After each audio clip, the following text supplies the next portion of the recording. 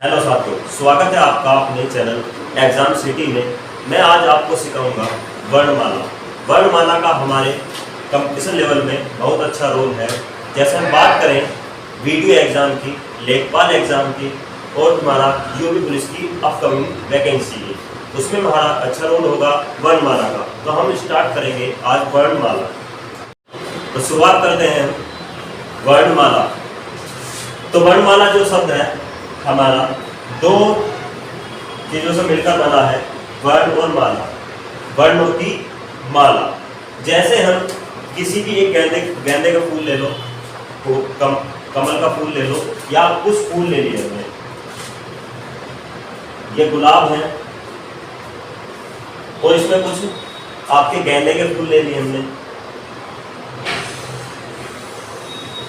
तो इन्हें यदि मैं लगाना चाहूं तो हम देखते हैं, यदि मैं ऐसे लगाना चाहूं, पहले गेंदा आएगा, 3 हमने गेंदे लगाए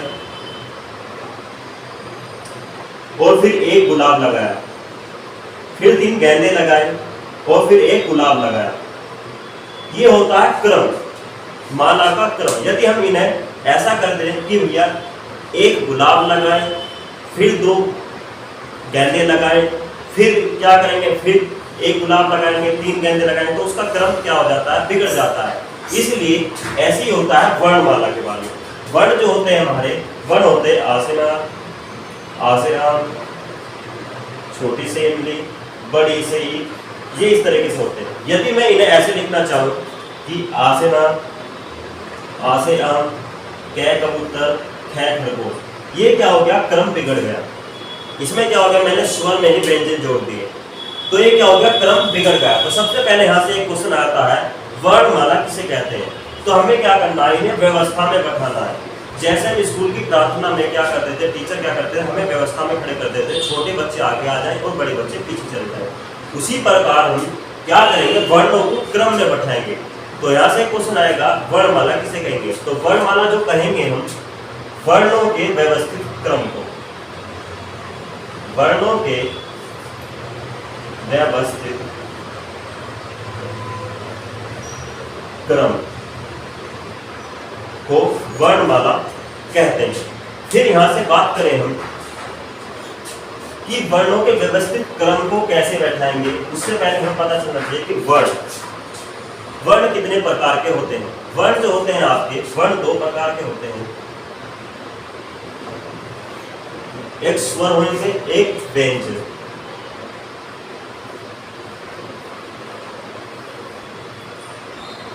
स्वर की बात करें, स्वर वे वर्ण होते हैं जिन्हें बोलने में किसी दूसरे वर्ण की सहायता न लगे या लिखने में। स्वर क्या होंगे, जो स्वतंत्र रूप से प्रयुक्त हो। इसकी डेफिनेशन होगी, जो वर्ण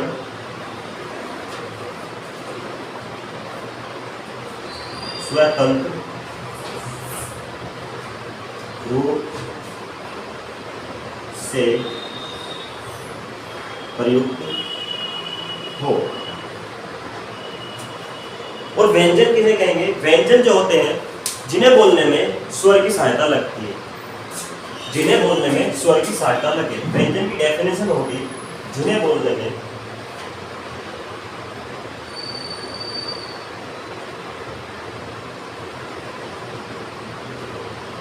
या लिखने में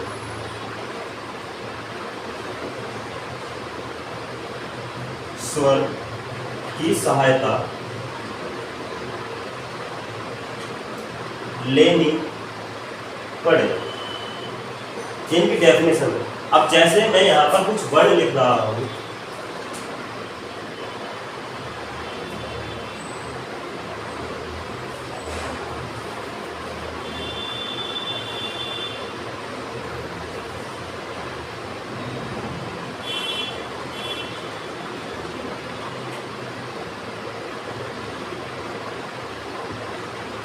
ये हमारे स्वर की कैटेगरी में आते हैं। और बात करें इससे आगे, यदि कुछ और वर्ण है, जैसे मैं लिखना चाहूँ,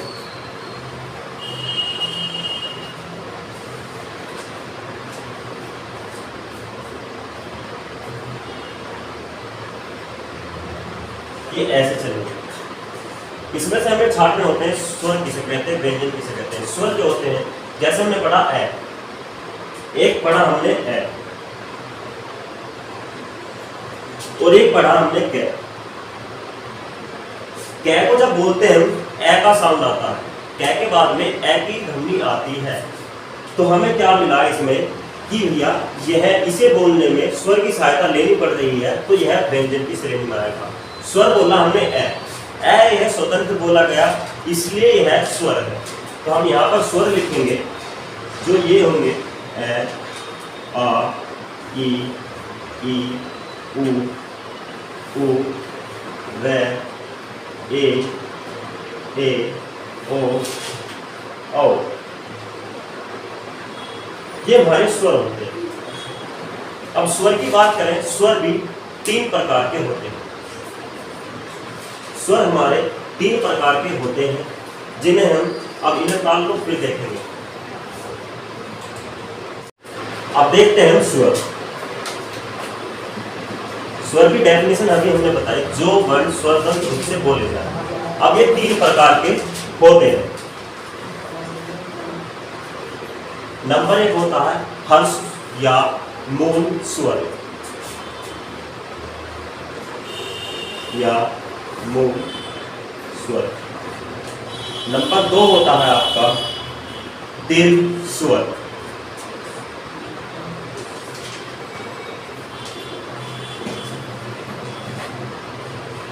नंबर 3 होता है प्लुत स्वर।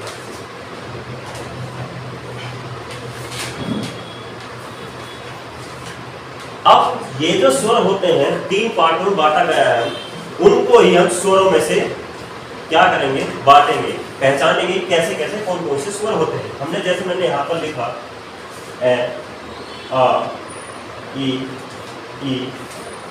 उ, रे, ए, ओ, औ। हम यहाँ से छाटेंगे कि हर्ष स्वर कौन सा है, दीर्घ स्वर कौन सा है और मूल स्वर कौन सा है। हर्ष स्वर वो होता है जिन्हें बोलने में कम समय लगे। तो देखेंगे हम यहाँ की डेफिनेशन लिखेंगे, जिन्हें बोलने में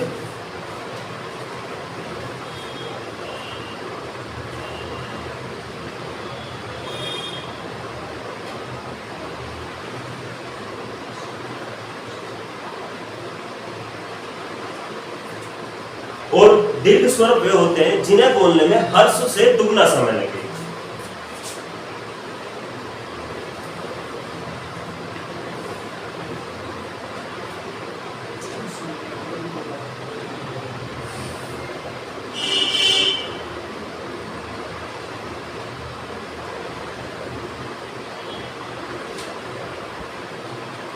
प्लुत वे स्वर होते हैं जिन्हें बोलने में 3 गुना समय लगे।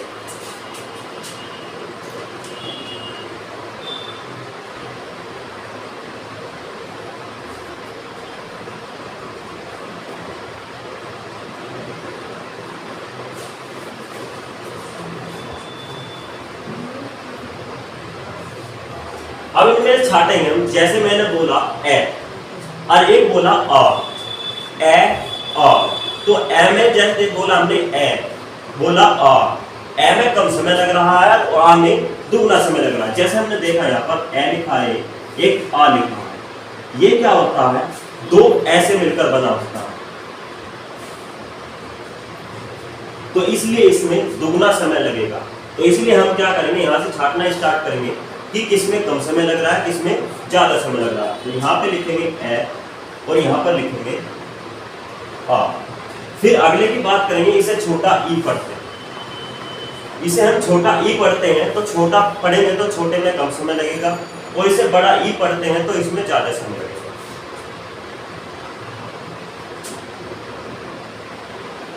जैसे हम छोटा ऊ पढ़ते हैं, ऐसी एक पढ़ते हैं बड़ा ऊ। छोटा ऊ है तो छोटा कम समय लगेगा, बड़ा ऊ है तो ज्यादा समय लगेगा। और रे की बात करते हैं, ये आधा रे में काउंट होता है, तो जैसे हम यहाँ आधा होगा तो उसमें बोलने में कम समय लगेगा। अब बात करते हैं बाकी की। ए ए जो होता है इसे बोलने में भी 2 गुना समय लगता है। इसका निर्माण होता है ए जमा ई से, इसका निर्माण होता है ए जमा ई से, तो इसे बोलने में दुगना समय लगेगा। और जब छोटे ए को ही दुगना समय लग रहा है तो बड़ा ए तो अपने आप ही लगेगा, तो इसलिए ये भी इसमें आ जाएगा। बात करते हैं ओ की। ओ जो बनता है हमारा ए जमा ऊ से, ए जमा ऊ से जब 2 वर्णों से मिलकर बन रहा है तो दुगना समय लगेगा। तो हम लिखेंगे इसे, तो दुगना समय लग रहा है तो हम ओ भी यहां पर लिखेंगे। फिर जब ये इसमें ज्यादा समय लग रहा है तो उसको भी यहां पर लिखेंगे। अब बात करते हैं प्लुत स्वर की। प्लुत स्वर भी होते हैं जिन्हें बोलने में 3 गुना समय लगता है। ये क्या होते हैं? जैसे संस्कृत भाषा में होते हैं, जैसे हम बात करें राम, ओम, ये वर्ड इसमें आते हैं। अब ये हमने पढ़े हैं स्वर। अब इन्हें तार लीजिए, फिर देखते हैं हम व्यंजन के बारे में।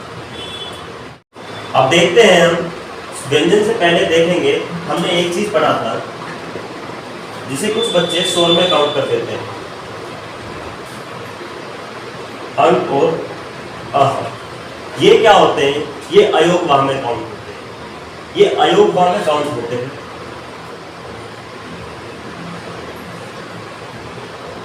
सबसे पहले देखेंगे अयोगवाह क्या होते हैं। अयोगवाह जो होते हैं ये होते हैं ना तो स्वर होते हैं ना ही व्यंजन होते हैं। स्वर किस लिए नहीं होते? जैसे मैं पढ़ूंगा मैंने बोला अंग, अंग में क्या होता है?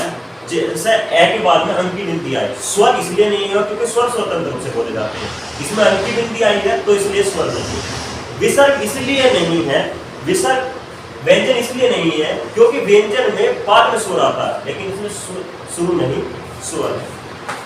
तो यह इसलिए ये ना ही स्वर है ना ही व्यंजन है। तो हम इनकी डेफिनेशन लिखेंगे, न ये स्वर है और न ही व्यंजन। स्वर इसलिए नहीं है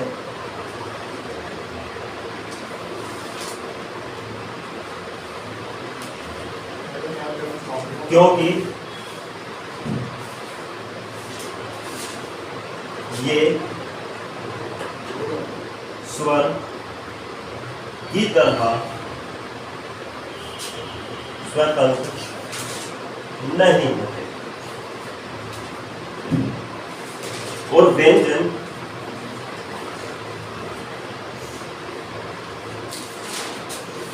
इसलिए नहीं है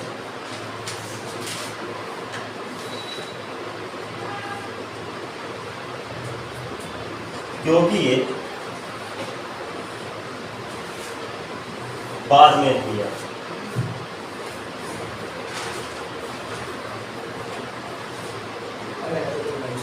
इनके 2 नाम हैं। अयोगवाह को 2 भागों में बांटा गया है। इसकी बात करें,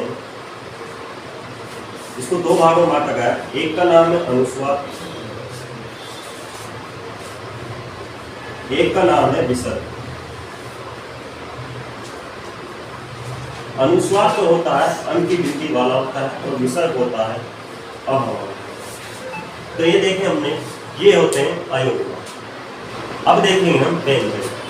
व्यंजन जो होते हैं इनकी डेफिनेशन तो मैंने लिखवा दी कि जो वर्ड स्वर की सहायता से बोले जाए अपने व्यंजन के कौन कौन से होते हैं इन्हें देख लें।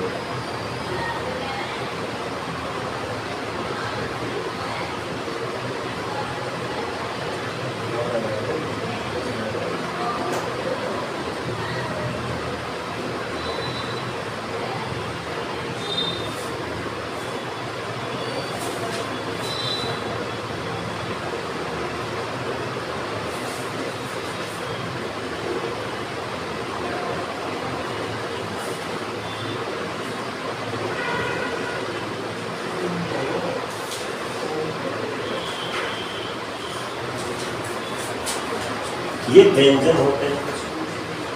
इसकी बात करें, यह क्या वर्ग में आता है? हर लाइन का पहला वर्ग, वो वर्ग काउंट करता है।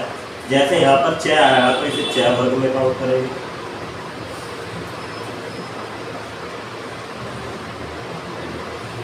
ये 10 में आया तो इसे 10 वर्ग में काउंट करेंगे। और ये 10 वर्ग में आया है तो इसे 10 वर्ग में काउंट करेंगे। और ये 10 वर्ग में। इन सभी को हम स्पर्श व्यंजन भी कहते हैं। इन सभी को स्पर्श व्यंजन भी कहते हैं। इनकी संख्या 25 होती है। 1 2 3 4 5, 1 2 3 4 5, तो 5 में 25 होती है। इनकी संख्या 25 होती है। यहाँ से क्वेश्चन रहेगा। हम देखेंगे कि कुछ और व्यंजन होते हैं, जैसे ये रे ले ले। इनकी बात करें, इन्हें अंतस्थ व्यंजन कहते हैं।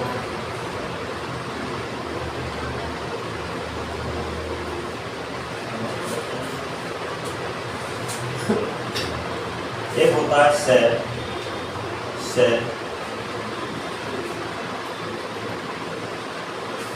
इन्हें कहते हैं उष्ण या संघर्षित व्यंजन।